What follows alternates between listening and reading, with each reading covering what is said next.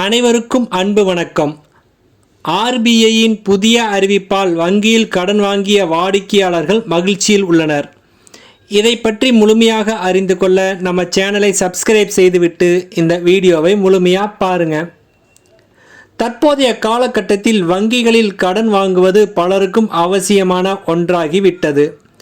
சில தவிர்க்க முடியாத காரணங்களால் சில நேரங்களில் இஎம்ஐ தொகையை கட்ட முடியாத சிக்கல் ஏற்படுவது உண்டு. அப்படிப்பட்ட சூழ்நிலையில் ஒருவேளை கடன் தொகையை செலுத்த முடியாவிட்டால் என்ன நடக்கும், மேலும் எப்படிப்பட்ட சட்ட பிரச்சனைகளை சந்திக்க நேரிடும் என்பதை பார்க்கலாம்.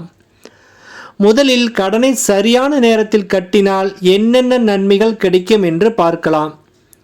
வங்கி அல்லது பிற நிதி நிறுவனங்களில் ஒருவர் கடன் பெறும்போது அந்த தொகையை மாத தவணை முறையில் செலுத்தும் போது வாடிக்கையாளரின் சிபில் ஸ்கோர் அதிகரிக்கிறது.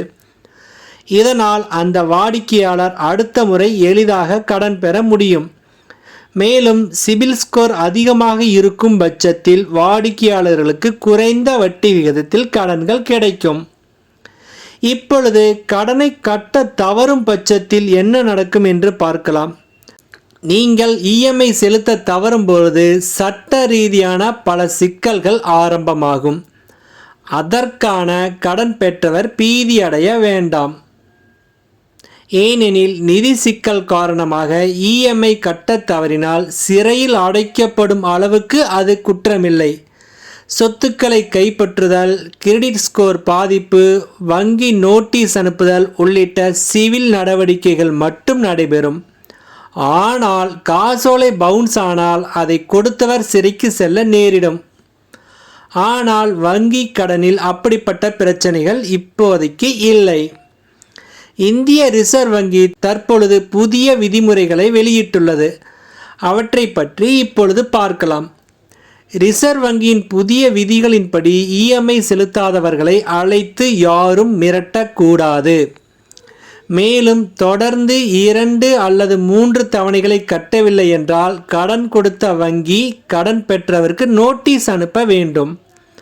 ஆனால் கடன் வசூலிப்பவர்கள் வாடிக்கையாளர்களுக்கு தொந்தரவு கொடுக்க கூடாது. கடன் வாங்கியவர்களை கண்ணியத்துடன் நடத்த வேண்டும் என்று ஆர்பிஐ கூறுகிறது. பணம் செலுத்தப்படாத பட்சத்தில் அவர்கள் அடகு வைத்த சொத்தை ஏலமிடுவதற்கு முன்பு கடன் பெற்றவரை தொடர்பு கொள்ள வேண்டும். கடன் வாங்கியவர்களிடம் ஒப்புதல் பெற்ற பிறகு மட்டுமே சொத்தை ஏலம் விட வேண்டும்.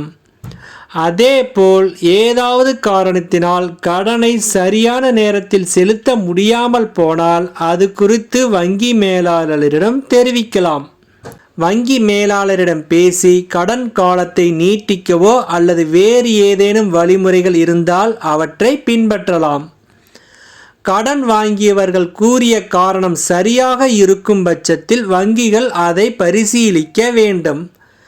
இஎம்ஐ கட்ட தவறினால் சிறையில் அடைக்கப்படும் அளவுக்கு அது குற்றமில்லை. ஆனால் வாங்கிய கடனை ஏதாவது வகையில் அடைத்தே தீர வேண்டும். இது போன்ற அறிவுறுத்தல்களை ஆர்பிஐ வெளியிட்டு உள்ளது. எனவே அங்கீகார கடன் பெற்றவர்கள் மேற்கண்ட நிபந்தனைக்கு உட்பட்டு கடனை செலுத்தும் பட்சத்தில் அவர்களுக்கு எந்த ஒரு சட்ட ரீதியான பிரச்சனையும் வராது என கூறலாம். அனைவருக்கும் நன்றி, வணக்கம்.